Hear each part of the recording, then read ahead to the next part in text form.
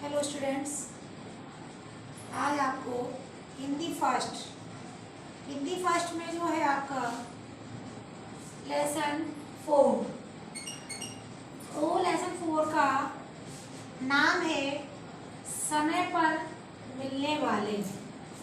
क्या है? समय पर मिलने वाले। समय पर यानी कि इस पाठ में ऐसे व्यक्तियों की, ऐसे मनुष्यों की बात कही है जो समय पर मिलते हैं वो महान होते हैं, और जो समय पर नहीं मिलते हैं वो समय को बेकार समझते हैं। तो इसी स्टोरी को हम समझते हैं कि समय पर क्या मूल्यवान होता है, समय की कितनी कीमत होती है। समय बीत जाने पर कुछ ऐसी बातें होती हैं, कुछ ऐसा समय होता है वो फिर लौटकर नहीं आता है। ऐसे ही है, इसमें लेखक ने 2 व्यक्तियों की स्टोरी बताई है।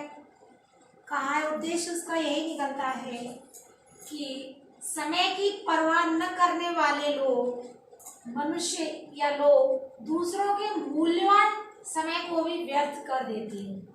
कहने का मतलब यहाँ है, लेखक कह रहे हैं कि कुछ व्यक्ति ऐसे होते हैं, मनुष्य ऐसे होते हैं जो अपने समय का ध्यान न रखते हुए भी दूसरे मनुष्यों का कीमती यानी मूल्यवान समय जो होता है उसको भी व्यर्थ में व्यतीत कर देते हैं, यानी कि व्यर्थ कर देते हैं। वादा कर देते हैं, कह देते हैं मिलेंगे ना मिलेंगे आना, फिर वहाँ वो है नहीं मिल पाते हैं। तो जिस व्यक्ति का मूल्यवान समय होता है वो उसका व्यर्थ हो जाता है, फिर उसको झुंझलाहट भी आती है, यानी क्रोध भी आता है। ऐसे व्यक्तियों को हम क्या कह सकते हैं, वही स्टोरी है इसमें कि और ये व्यक्ति कितने प्रकार के होते हैं। लेखक में कहते हैं इस पाठ के समय पर मिलने वाले, इस पाठ यानी इस चैप्टर के जो लेखक हैं वो कौन है? हरिशंकर परसाई। कौन है? हरिशंकर परसाई। हरिशंकर परसाई कहते हैं कि व्यक्ति 3 प्रकार के होते हैं, मनुष्य होते हैं 3। पहले है आपके समय पर न मिलने वाले।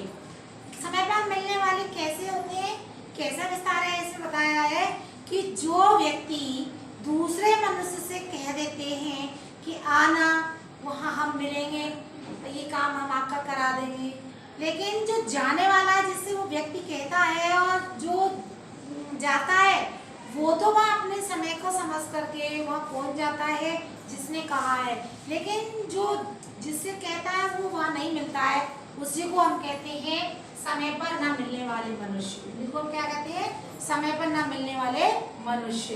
दूसरे है समय पर किसी घर न जाने वाले। समय पर किसी के घर न जाने वाले क्या है? यानी कि किसी ने बुलाया, किसी के घर न जाने वाले। किसी व्यक्ति ने अपने समय को निकाल कर काम कराने के लिए या कुछ अनुष्ठान कराने के लिए वहाँ उन्होंने अपने घर बुलाया, और जो जाने वाला होता है वो व्यक्ति वहाँ नहीं पहुँचता है, तो उन्हीं को हम कहते हैं समय पर किसी के घर न जाने वाले। यानी कि जो व्यक्ति कह देता है कि हमारे घर आना है, आपको ये कार्यक्रम है, आपको इसमें सम्मिलित होना है, लेकिन वो व्यक्ति समय को परवाह करके, लापरवाह करके यानी व्यतीत कर देते हैं, समय का मूल्यवान न समझ के वो उस व्यक्ति के घर वो नहीं पहुंचते हैं। ऐसे ही व्यक्ति होते हैं समय पर किसी घर न जाने वाले। जो जिसका होता है वो बुलाता है, वो इंतजार करता है, वो लेकिन जाने वाला होता है, समय का न ध्यान रखने वाला, वो व्यक्ति हो जाते हैं किसी घर न जाने वाले। तीसरा है समय पर न मिलने वाले और समय पर न काम करने वाले। क्या है? तीसरे समय पर न मिलने वाले और न समय पर काम करने वाले, या समय पर किसी के घर न जाने वाले। यह व्यक्ति ऐसे होते हैं, बात कर देते हैं, बोल देते हैं हम आएंगे, हम ये काम कर देंगे, लेकिन वो उस कीमती समय को न समझकर वो उसको व्यर्थ कर देते हैं, बेकार कर देते हैं। और जो व्यक्ति अपने मूल्यवान समय को कीमती समझता है कीमत उसकी समझता है, वो उसका इंतजार करता है, वो व्यक्ति महान होते हैं। तो इस पार्ट में यही स्टोरी है आपकी। आप फिर आप है इसका, इसके बाद कुछ मुट्ठी भर जीवधारी बचते हैं, यानी कि मुट्ठी भर का मतलब होता है थोड़े से व्यक्ति। कुछ व्यक्ति ऐसे होते हैं जो कि समझते भी हैं, नहीं भी समझते हैं, करें या ना करें। कुछ ऐसे व्यक्ति, थोड़े से व्यक्ति जो समय पर घर मिलते हैं और समय पर दूसरे घर भी जाते हैं।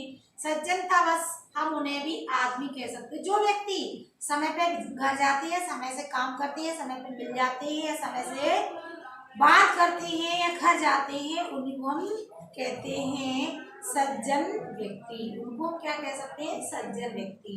वो भी व्यक्ति होते हैं, और जो लापरवाही समय की करते हैं वो भी व्यक्ति होते हैं। लेकिन इसमें क्या है, ये असल में टाइम पास, ऐसे व्यक्ति होते हैं टाइम पास, यानी कि चले जाएंगे, जहाँ जा रहे हैं वहां पे क्या करते हैं, उस समय की ये नहीं समझते कि वहां जाकर हमें क्या करना है, कैसे रहना है, क्या बात करनी है। टाइम पास करने के लिए वहां चले जाते हैं कि हाँ वहां पहुंच गए हैं, उपस्थित हो गए हैं। तो टाइम पास देखते रहेंगे और बाहर होंगे तो हथकड़ी देखते रहेंगे। इन्हें हम बर्दाश्त कर लेते हैं, मगर इनकी चर्चा करना व्यर्थ। कहने का मतलब यह उद्देश्य है कि जो व्यक्ति टाइम पास करने के लिए आते हैं तो उनकी नजर बार बार अपनी घड़ी पर जाती है, कितने बजे आए थे और कितने बजे हमें जाना है, अभी जाना है, अभी जाना है। हथकड़ी का मतलब होता है हाथ में पहनने वाली घड़ी। जिस प्रकार से हाथ में हथकड़ियां पड़ जाती है, उसी तरीके से वो घड़ियों को देखते रहते हैं। उनकी चर्चा करनी है जिन्होंने सुबह 8 बजे से मिलने का वादा किया था पर वे घर नहीं है। हम उनका बैठक में इंतजार कर रहे हैं। बड़ा लड़का शिष्टता का निर्वाह करने के लिए बैठा हुआ, कोई किताब पढ़ रहा है और बीच बीच आँख को गौर से हमें देख लेता है कि हम उठने की तैयारी कर रहे हैं या नहीं। कहने का उद्देश्य है कि जिस व्यक्ति ने अपने घर बुलाया समय से, वो समय से जाने वाला व्यक्ति तो वहां पहुंच गया, लेकिन वो यही देखते हैं कि वह मिलने वाले हमें कितनी देर में मिलेंगे, कब आएंगे, कितनी देर में आएंगे, कितने समय पर आएंगे, ऐसा वह सोचते हैं। बार बार देखते हैं अपनी घड़ी को और दरवाजे को भी। तो ऐसे व्यक्ति भी समय को टाइम पास करने पर ही वह जाते हैं। हम तनाव कम करने के लिए उससे उसकी पढ़ाई के बारे में पूछ लेते हैं, खेल के बारे में पूछ लेते हैं। वह हमारे बड़े सवाल का छोटा सा जवाब देता है और हमें लगता है कि हम बच्चे हैं और किसी बुजुर्ग के सामने बचकानी बक बक कर रहे हैं। यानी कि जिस घर में व्यक्ति मिलने वाले के यहाँ जाते हैं वहाँ बच्चे होते हैं। बच्चे उस व्यक्ति का हंसी मजाक उड़ाते हैं और बार बार उनको क्रोध भरी आंखों से भी देखते हैं कि कब जाएंगे, छुपी हुई आंखों से भी देखते हैं, कि तिरछी नजरों से देखते हैं। तो बचकानी यानी कि बच्चे ये समझते हैं बुजुर्ग व्यक्ति है। बचकानी शब्द का अर्थ होता है बच्चों जैसी हरकत करना, यानी कि वो बार बार बच्चों को देखते हैं, अखबार पलटता है। कैसे कौन व्यक्ति होते हैं? टाइम पास करने वाले। फिर इसी में वह बच्चे भी हंसी करते हैं उनकी। तो बचकानी यानी टाइम पास करने वाले व्यक्ति कहे जाते हैं। ऐसे इसी तरीके से फिर हम आगे चलते हैं। बचकानी शब्द का आपने देख लिया, बच्चे जैसी हरकत करने। जैसे बच्चा कभी इधर देखता है, कभी उधर देखता है, कभी बॉल को देखता है, कभी खिलौने देखता है किसी के घर जाने पर, वैसे ही वह व्यक्ति करते हैं। हम अखबार पढ़ने लगते हैं, वो व्यक्ति अखबार पढ़ने लगता है वहां जाकर के और बार बार अखबार को बंद करता है, बीच बीच में पूछता है, वह पूछता है कब आएंगे, कहाँ गए हैं, कितनी देर में आएंगे। ऐसे इस तरीके से वह पूछता है।